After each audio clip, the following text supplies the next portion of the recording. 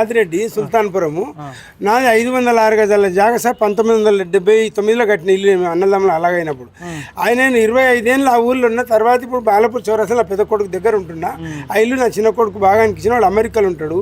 మేము బాలపూర్లో ఉండ చూసి ఇంట్లో కిరాయికి ఇస్తే ఈ శ్రీనివాసరెడ్డి అని ఒక బీనామీని పెట్టుకొని నరసింహారెడ్డి అన్ని పార్కులు కబ్జా చేయడము, ఆడ బెదిరియడము, మళ్ళీ అది కాకుండా ఈ ఇల్లును వీడు ఎట్లయితే ఇల్లును దొంగ కాగితాలు తయారు చేసి వీడు లొంగుతాడు అని చెప్పి ఇంకా సింగరేట్ పెంటారెడ్డి అని బ్యాంకు మేయర్ చైర్మన్ ఆయనతోటి పిలిపించి బెదిరిప్పిస్తున్నాను. నేను చెప్పినట్టు వినాలే, లేకుంటే నువ్వు ఏంటి ఏం చేసుకుంటూ చేసుకోపోని నేను గట్టిగా పోరాడినా.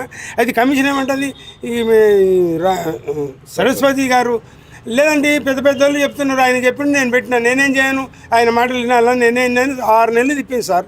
తిప్పితే అప్పుడు కిషన్ రెడ్డి గారితో సెంట్రల్ మైనింగ్ మినిస్టర్ తోటి తెచ్చి డిజిఎస్పీ సునీత మేడం గారు చెప్పించినా కూడా ఆమె కేర్ చేయలేదు.